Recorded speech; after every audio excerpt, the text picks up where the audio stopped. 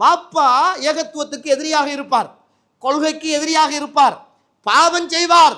புரிந்து கொள்ளுங்கள், வாப்பாவை அழைக்கிற போது தரை குறைவாக அழைக்க கூடாது. இப்ராஹிம் அலைஹிஸ்ஸலாத்துடைய வாப்பா இறைவனுக்கு எதிரி, ஷிர்க்குடைய தந்தை, கடவுளை கையால் செய்கிற மனிதர்.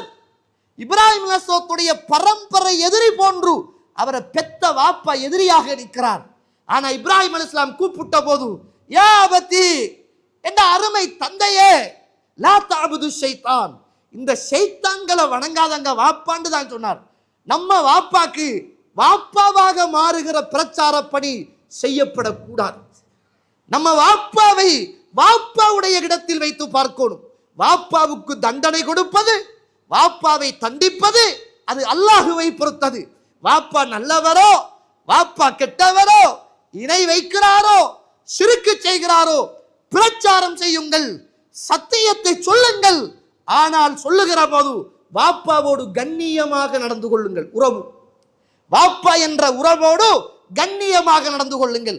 என்ன வாப்பா உங்களால பெரிய தொல்லையே, எப்ப பார்த்தாலும் எனக்கிட்ட தானே நீங்க வாரீங்க, நான் மட்டும்தானா பிள்ளை, மற்றவங்க எல்லாம் இல்லையா, உங்களால என்ன தொல்லை, உங்களுக்கு அறிவே இல்லையா, யோசிக்க தெரியாதா, முடிச்ச காலத்துல இருந்து இப்படித்தானே நீங்க இருக்கிறீங்க, என்ன மட்டும் குத்துறீங்களே, ஏன் இப்படி கஷ்டப்படுத்துறீங்க, உங்களுக்கு பிள்ளையாக பிறக்காமலே இருந்திருக்கலாமே, உங்களால பெரிய சோதனை.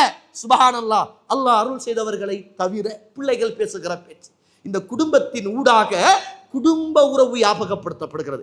அதனால்தான் இப்ராஹிம் அலைஹிஸ்ஸலாம் இப்படி பேசி பழக்கப்பட்டவர். பிள்ளையை அழைக்கிற நேரம், அந்த பிள்ளை நடந்து திரிகிற பருவத்தை அடைந்த போது, பிள்ளைய அறுக்க அழைத்த போது, யா புனைய இன்னி அரா ஃபில் மனாமி அன்னி அஸ்பஹுக்க, என் அருமை மகனே, உங்களை அறுக்க கனவு கண்டேன். அபிப்பிராயம் என்ன? வாப்பாவை கூப்பிடுற நேரம் இப்ராஹிம் அலைஹிஸ்ஸலாம் யா அபதி, என் அருமை தந்தையே. மகனை கூப்பிடுற நேரம் யா புனைய, என் செல்ல மகனே.